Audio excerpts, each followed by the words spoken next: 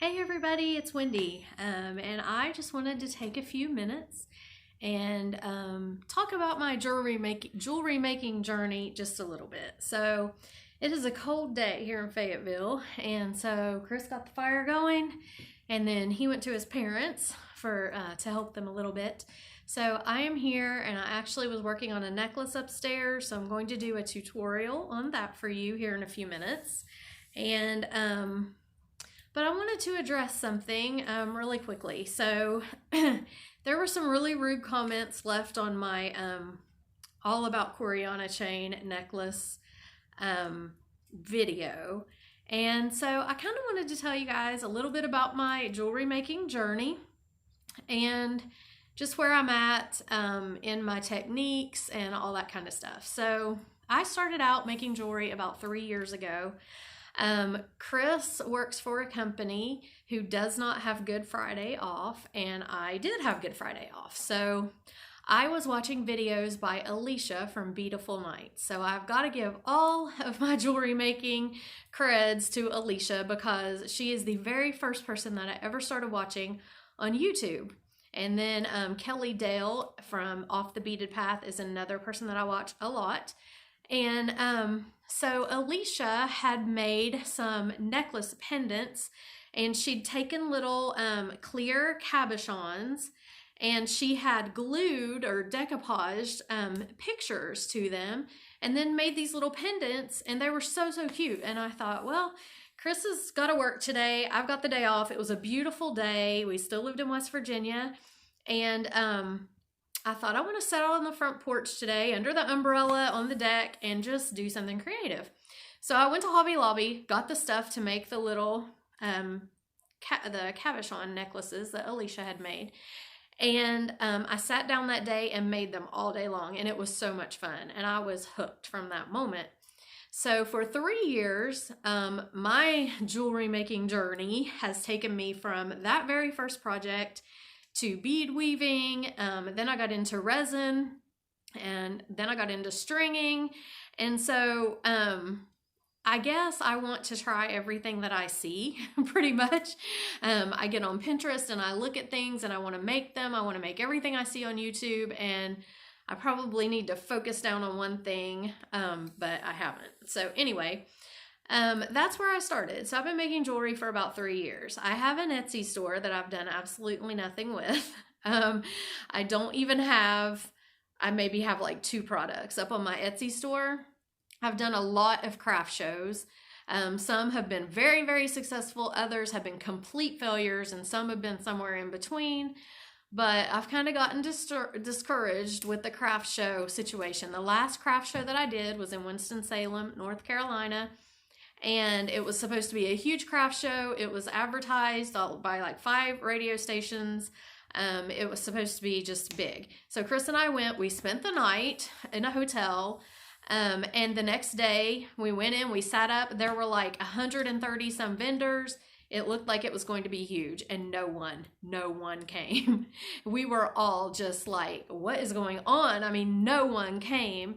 And we found out later that the city had blocked off the streets into the venue where we were at. We were at the Winston-Salem Fairground, and I guess there was a ball game or something, and the city had blocked off, so no one could get in there. So that was a complete disaster. We lost money on that one. And that's been my last craft show experience, and I've just been a little bit frustrated because I don't know, it just seems like a lot of work to go and set up and then fail like that completely.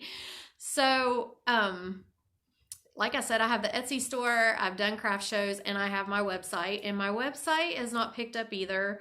I know most of the people on my channel on YouTube make their own jewelry, so nobody really needs to get on my site and buy jewelry. So I don't know. I've been a little discouraged lately with the jewelry making endeavor because I can't seem to sell any of it. Not that I totally want to sell all of it, but it would be nice to make back the money that I put in my supplies, if nothing else.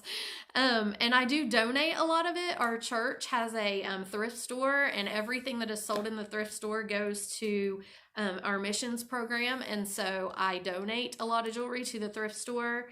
And then I have some here in a consignment store in Fayetteville, but they don't put very much on anything as far as prices go, and you get 40% of what they sell it for. So I really don't make any money that way either with the jewelry. So I've been a little discouraged with the whole thing lately. And I've been on YouTube doing these videos and tutorials and stuff. And so the other day I did the tutorial on the Coriana chain because I've had a lot of people ask questions about the Coriana chain. And just so you know, I don't just sit down and record a video like this right now. I'm sitting down and recording a video. But when I do a jewelry video, number one, I have to have all the supplies out and ready. Number two, I usually have already done the project once or twice because I want to make sure that I can do it. Number three, it takes time. And if I mess up too many times, then I have to restart it. The Coriana chain video that I did the other day, I had actually filmed 4 times already. So I was on my 5th take of that video, and I was just tired and, ready just to be done with it. But so I did not know how to use the crimping pliers very well. I have tried and tried and tried, and I actually did intend to use my chain nose pliers on that necklace, but that obviously didn't work out. So I tried the crimping pliers. Well, apparently someone, got frustrated and said you should know what you're doing basically before you film the video, and she's right, I should. But I'm not perfect, and I don't claim to be perfect, and I don't claim that my techniques are perfect. There are oftentimes many ways to get to an end, and so, if you're looking for a professional, perfect channel, this is not it. I am not going to be perfect ever, and I feel like that leaving the bloopers in there and some of the mess ups in there lets other people know that everybody makes mistakes and it's okay. And if you mess up in your jewelry making, you can start over, or you can usually take the mistake out and redo it. Or, I want people to know that I don't think I'm perfect. And I think that it's refreshing sometimes when you can be real and not have to act like that you're perfect. Social media is so, what's the word? It's deceptive. It's really deceptive. No one is as perfect as they pretend like they are on social media. And I'm sure that there are so many people that are much better at making jewelry than me. But, if you can learn from something I do wrong, I know I've definitely learned from watching other people do things wrong. And I've learned so much from the people I watch on YouTube. So that being said, I do apologize for the bloopers in the videos a lot of times. I just, like I said, I feel like that it's kind of good to leave them in so everybody can see that, even somebody that's been doing it for a little while makes mistakes. And it's okay to make mistakes. You can fix them. And then she was frustrated because I had, what did I do? Oh, I put the necklace chain on the bail before I finished the ends, or on the jump ring before I finished the ends. And like I said, there are many ways to get to an end. That's just my technique. I don't ever think that it's the only way to do anything. And you guys feel free. I mean, if you have a better way to do it, then let me know, because I'm always open to suggestions. If you have a better way to do it, or you like to do it a different way, that's fine. That's just the way that I did it. I didn't say anyone had to do it that way. It just is the way I did it that day. So, the pettiness of those kind of comments, when someone doesn't realize the effort that goes into making these videos. I have to be ready to make the video. I have to sit down. I have to do the video. I have to get it, it can't be totally messed up. It's got to be fairly good. So sometimes there are several takes in it. Then it has to be uploaded to YouTube. Then I have to get on, I have to watch it to make sure it's decent. Then it uploads to YouTube. Then I have to get on YouTube and I have to put in all the stuff in the description box. I have to put in, all kinds of different things. It's not suitable for kids, or it's not creative for kids, or, it has to be assigned to a playlist if I want it to be. There's just a lot of little things. So then you have to take the time to upload it. And sometimes, depending on the length of the video, it can take an hour to upload the video. So, it's not just sitting down and doing it. There's a lot that goes into it. It's time away from my husband. It's time away from many commitments that I have. I'm getting involved with our church. We're joining the worship team. We are getting into some life coaching. We are going to host a group here in our home. So it's time away from all those things. It's time away from uploading pictures to my website that I could be doing. It's time away from making jewelry. So, you know, I just want people to understand, number one, I don't think I'm perfect. Number two, there are many ways to get to an end. And if you have a better way, by all means, use it. I'm not saying my way's perfect. I'm just trying to show what I do to maybe help somebody else out, because I've learned a lot from YouTube. And having said all that, I want you guys to know that I appreciate each and every one of you. I feel like that some of you are my friends. I've gotten to know you. Some of you that comment on every video, I love your comments. I read them. I love to hear where you're from. I love those of you that have emailed me pictures of the jewelry you make. I love to see that stuff. So I really enjoy the YouTube channel. I enjoy interacting with all of you. I enjoy making the videos, even though it is work. I enjoy doing it. But I just felt like I wanted to kind of address those things, because I don't ever want anyone to think that I think my way is the only way, or that I think I have figured it all out, because I have not, and my way is not the only way.